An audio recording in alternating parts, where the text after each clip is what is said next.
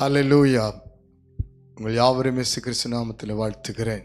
இந்த காலவேளையில் தேவனுடைய வார்த்தை ஆசீர்வாத மன்னா மூலமாக உங்களை சந்திப்பதிலே மகிழ்ச்சி அடைகிறேன். கர்த்தருடைய வார்த்தைக்காக இந்த காலவேளையிலே காத்திருக்கிற உங்களை கர்த்தர் ஆசீர்வதிப்பாராக.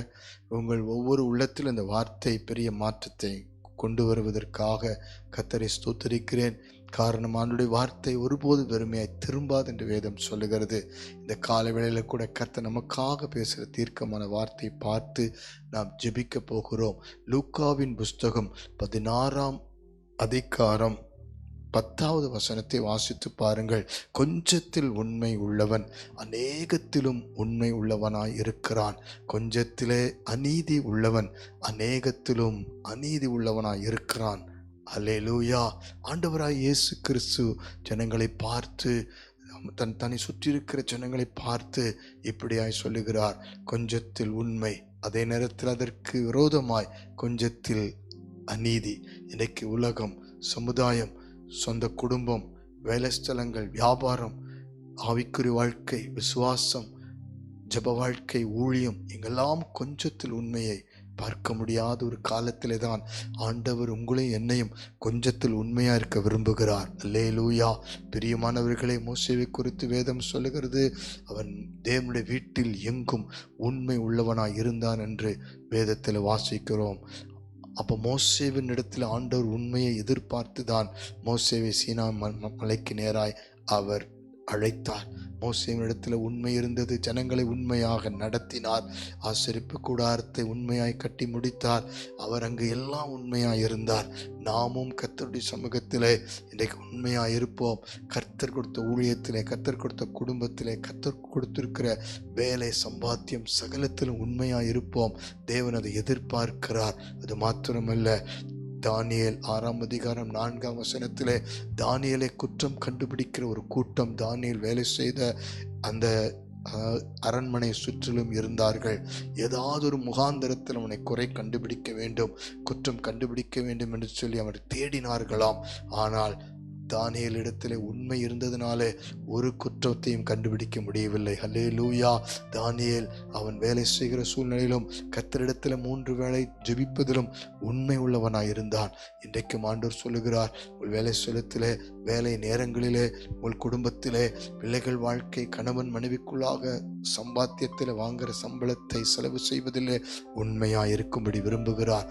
கொஞ்சத்தில் உண்மை என்பது தேவனுடைய பார்வையிலே வெளியேறப்பெற்றது. வேதம் என்ன சொல்லுகிறது? நீதிமொழிகள் 28ஆம் அதிகாரம் 20ஆம் வசனத்திலே உண்மையுள்ள மனுஷன் பரிபூர்ண ஆசீர்வாதங்களை பெறுவான். இன்றைக்கு தேவன் நம்மிடத்திலே அநேகத்தை அல்ல, கொஞ்சத்தை எதிர்பார்க்கிறார். உங்களிடத்தில் இருக்கிற கொஞ்சம் விசுவாசத்தில், கொஞ்சம் நம்பிக்கையில், கொஞ்சம் ஜெபத்தில் நீங்கள் உண்மையாயிருங்கள். உங்கள் விசுவாச வாழ்க்கையில், ஜெப வாழ்க்கையில், ஊழியத்தில் உண்மையாயிருங்கள். இன்றைக்கு கணவன் மனைவிடத்தில், பிள்ளைகளிடத்தில் உண்மையை பார்க்க முடிவதில்லை. இன்றைக்கு தேவ பிள்ளைகளிடத்தில் உண்மை பார்க்க முடியல. காரணம், அந்த உண்மைக்கு புறம்பானது அநீதி. இன்னைக்கு எங்க திரும்பினாலும் சாத்தானுடைய அநீதி, பணத்துக்காக, பொருளுக்காக இன்னைக்கு உண்மை இல்லாமல் தங்களை மறைத்துக் கொள்கிற கூட்டத்தை பார்க்கிறோம். ஆனால் ஆண்டவராய் இயேசு கிறிஸ்துவை பாருங்கள். நாம் வேலை ஸ்தலத்தில் உண்மையாய் இருக்கும்படிக்கு ஜெபிக்கும் பொழுது நமக்கு உதவி செய்கிறார். நாம் குடும்பத்திலே, சமுதாயத்திலே உண்மையாய் இருக்க, ஊழியத்தில் உண்மையாக இருக்க நாம் ஜெபிக்கும் பொழுது தேவன் நமக்கு உதவி செய்கிறார். காரணம், இயேசு கிறிஸ்து பிதாவுக்கு உண்மை உள்ளவராய் இந்த பூமியிலே வந்து தன்னையே ஜீவ பலியாய் ஒப்பு கொடுத்தார். ஜெபிக்கலாமா? உங்களிடத்தில் இப்பொழுது தேவன், என்னிடத்தில் தேவன் எதிர்பார்ப்பது உண்மை. கொஞ்சத்திலே இப்பொழுது ஒப்பு கொடுப்பீர்களா? ஒருவேளை இன்றைக்கு வாலிப பிள்ளைகள் கொஞ்சத்தில் உண்மையாய் இல்லாமல் உங்களுடைய காரியத்திலே, உங்களுடைய வேலை, உங்களுடைய படிப்பு, சம்பாத்தியத்திலே, கீழ்ப்படிதலிலே உண்மை இல்லாமல் இருப்பீர்களானால் அர்ப்பணியுங்கள். கர்த்தர் உங்களை சந்திப்பார், ஆசீர்வதிப்பார். பரலோக பிதாவே, கொஞ்சத்தில் உண்மையாயிருக்க விரும்புகிற நல்ல ஆண்டவரே, ஒரு விஷயம் கூட எங்கள் வாழ்க்கையிலே அந்த கொஞ்சத்தில் உண்மை இல்லாது இருக்குமானால் எங்களை ஒரு விஷயம் மன்னித்து பரிசுத்தப்படுத்துவீராக. இந்த புது ஆண்டிலே ஆண்டவரே, நாங்கள் உண்மை உள்ளவர்களாய் இருக்க, கொஞ்சத்தில் உண்மையுள்ளவர்களாய் இருக்க உதவி செய்வீராகப்பா.